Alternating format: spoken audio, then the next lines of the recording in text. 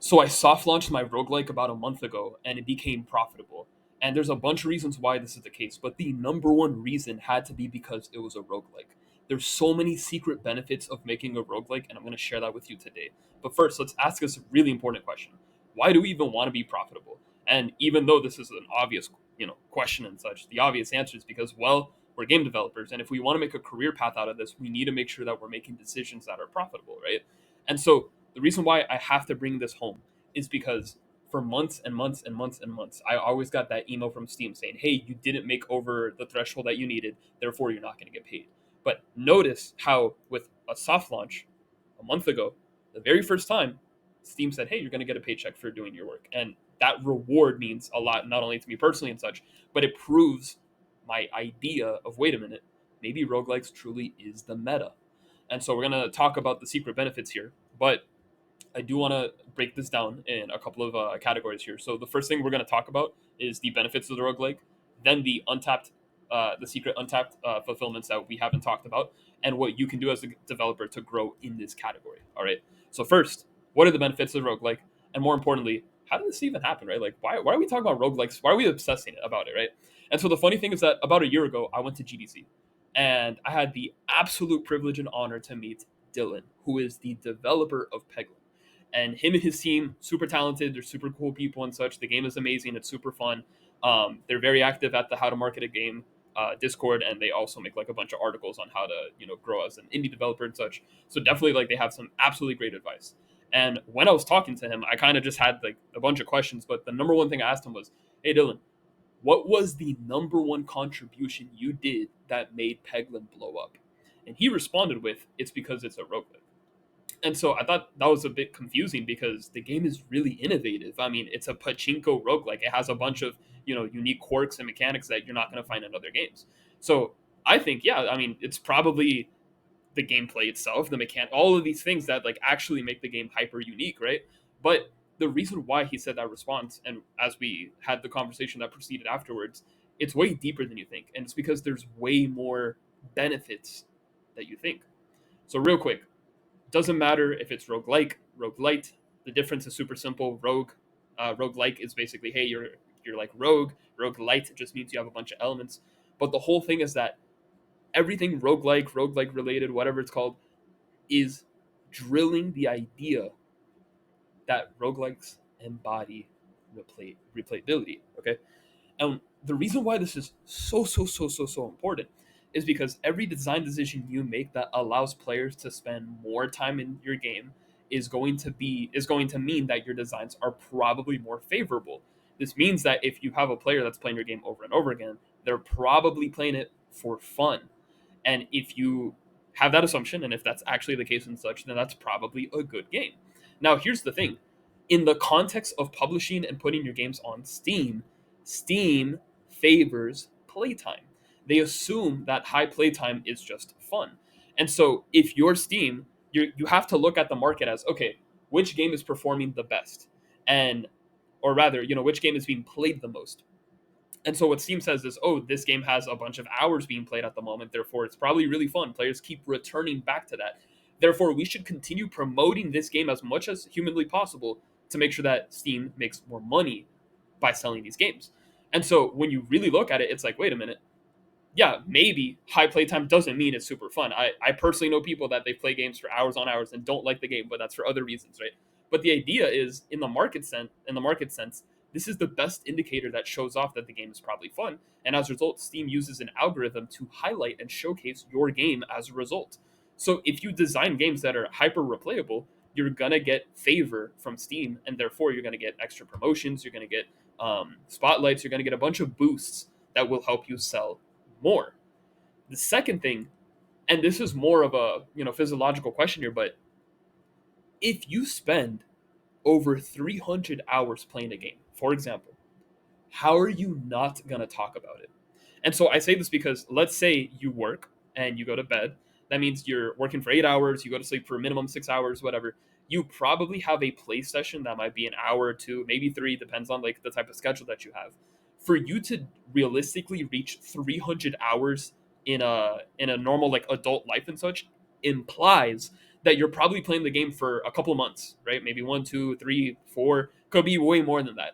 If you're playing a game over and over again to the point where it's like, I don't want to say a habit, but quite literally something that is a routine at this point, how is that something that you're not going to talk about?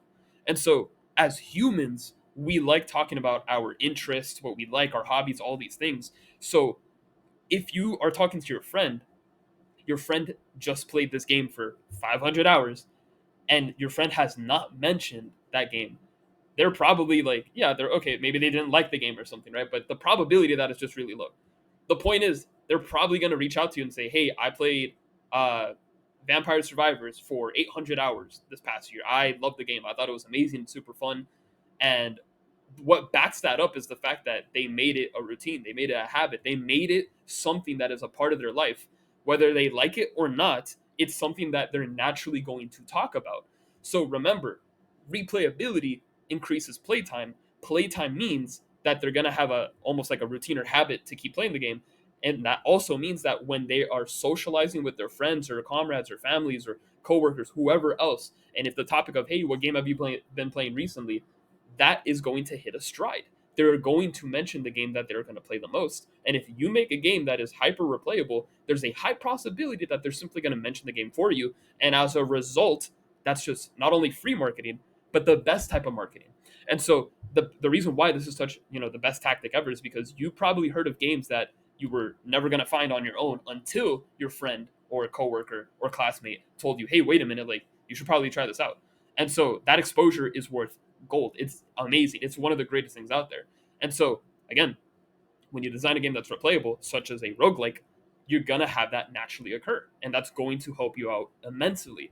The other thing is if you update your game into a roguelike, or if you soft launch your version 2 from scratch like I did as a roguelike, you're probably going to potentially save your game.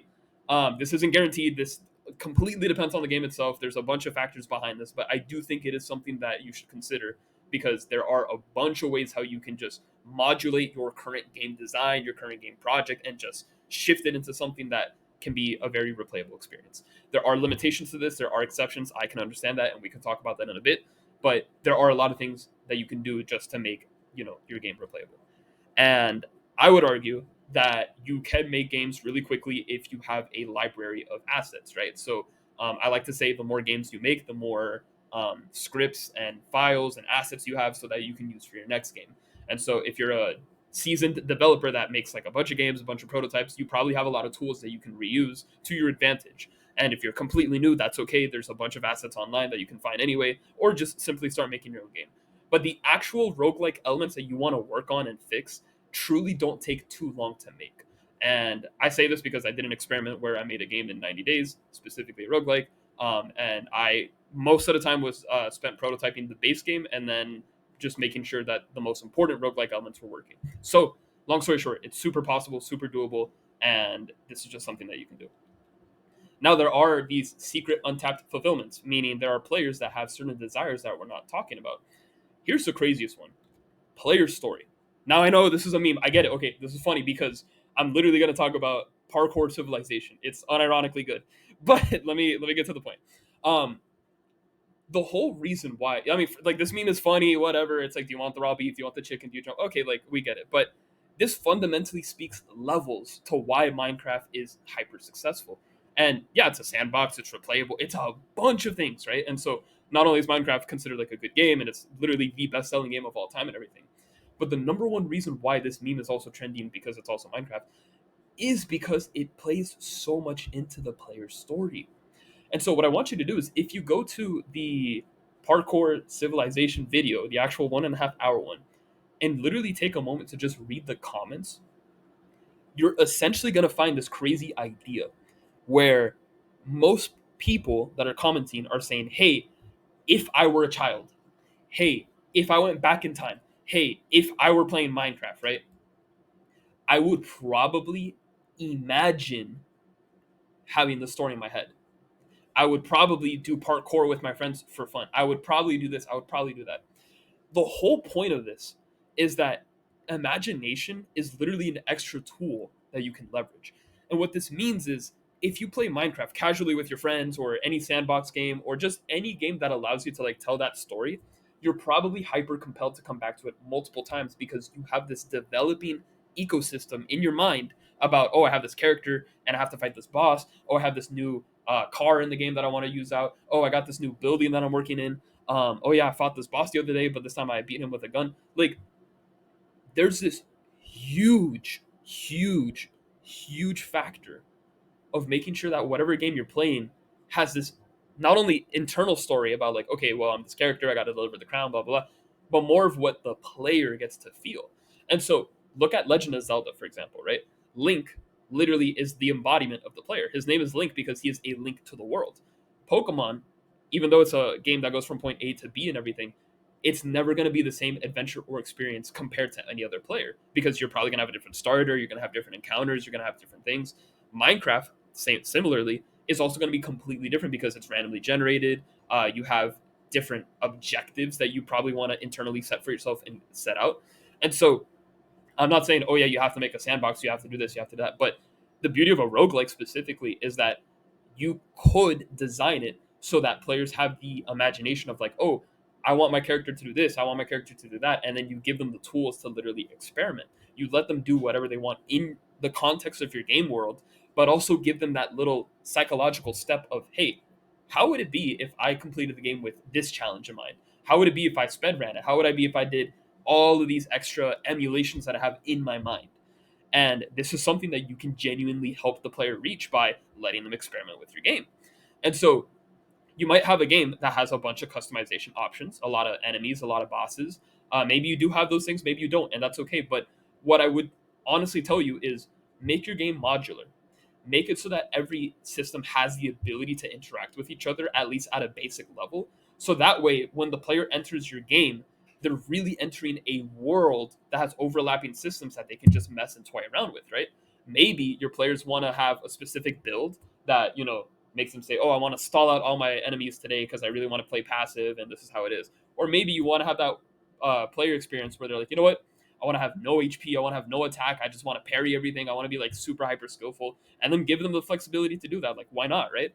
But the whole point is by you providing that option in the first place, you're allowing them to just do way more about what they want, how they feel about the game, and just letting them literally toy around and tinker with everything, which is such a, I don't want to say this is like a childlike thing because no, I mean there's definitely an endearing thing about playing video games and such. It reminds us of our childhood, if anything. But not saying that everyone has to have that point of view. But the whole point is that the more you allow them to tinker with things, the more likely they're going to continue tinkering with all type of tools that you'll provide with them. So this is another thing you can do to leverage replayability, which is just continue making these overlapping systems. But between player story, player wants and needs, and then letting them like play around with your game as much as possible, you're gonna basically create a system, an ecosystem where players can just experiment and play around with your game, not infinitely, but for a very long time. And so I believe, and from what I'm seeing from experience and everything, roguelikes have a huge leverage doing this. Of course, you have your sandbox games, you have your other game genres that allows you to do that, but you can design a roguelike to have these elements in mind, and I think that's very advantageous. Now, as a developer, there's a lot of reasons why you should probably make a roguelike. And so the first thing is you would be making a very strong gameplay loop. What this means is you can you can make a roguelike with anything basically. And you can convert this into your, again, take your current game and just add that level up system that says, hey, congrats, you upgraded, choose a random power up, and then keep going on, right? And these are great. But the thing is, there's no way you're able to explore the full length of your game, the full tools, the full features, all these things if your game sucks. You need to make sure that your game is fun, that it's replayable, that it has this strong gameplay loop so that when you're able to, reward the player with upgrades or a new character or a new ability or oh, check out this difficulty, check out this challenge, check out all these things. You need to make sure that the gameplay is so refined and so good that the players are willing to try all the new tools and features and upgrades and levels. And so this is really fundamental because, again, the roguelike will fall flat if it's not fun. So the number one thing is if you're going to make a roguelike, obviously make it fun. But that's also the key. By you making a roguelike, you're forced to make it fun. There are other genres that I'm not going to say are fun or less fun or whatever, but there's a lot of genres that can get away with, oh, the gameplay doesn't have to be that sharp. For example, a visual novel is literally about reading, and that's fine. There's nothing wrong with that. But the type of visual novel you'll end up making has a certain way that is going to be designed that it doesn't allow you to maybe explore every single feature in comparison to a roguelike. And then you might be asking, oh, well, like we're talking about replayability, right? So what's wrong with multiplayer games or simulator games, right? And no beef, there's nothing wrong with them, right? I would only advise you that if you're working on multiplayer, it'll be very risky for two reasons. One, it's a lot of development that you have to do in general upfront just to make sure that it works. And there's a lot of post patching, a lot of balancing that you have to do. But more importantly, when you launch the game, it's the fact that you're going to need a player base that allows you to actually let the game be played. Imagine you launch the game and only one person is online. You can't even unlock multiplayer, therefore the game's dead already from the start. Now, if you have a roguelike, it doesn't require multiplayer, then yeah, you only need one player for it to actually start moving. And then city builders are, I would say that they're restricted to literally building cities, or just, hey, you have to have this objective that's very kind of strict and such, and it limits how you explore the world. There are exceptions to this, and I've seen city builder games where you're literally like a hero that can grab a house and throw, like, really cool stuff, right? And I'm not hating on these games. I think these are amazing. I think these are absolutely great. I'm just saying that as a developer, you're having these limitations of what you can actually do when you're building these stories, when you're building these desires, when you're building this replayability loop. Now, don't get me wrong. Again, city builders, simulation games, multiplayer games, they all have replayability, and as a result, they're very good.